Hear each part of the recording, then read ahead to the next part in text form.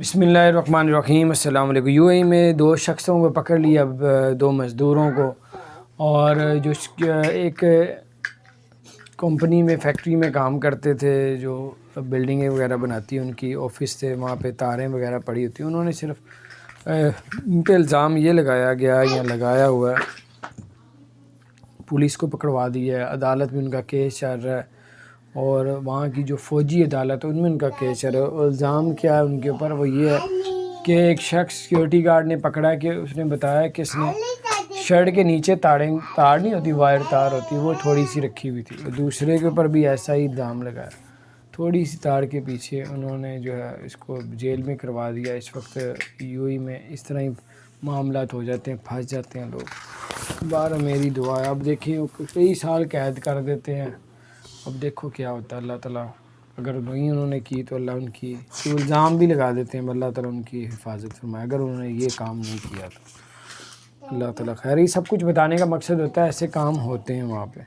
اللہ تعالیٰ خیر کرے۔ اگر آپ نے ہمارے چینل کو سبسکرائب نہیں کیا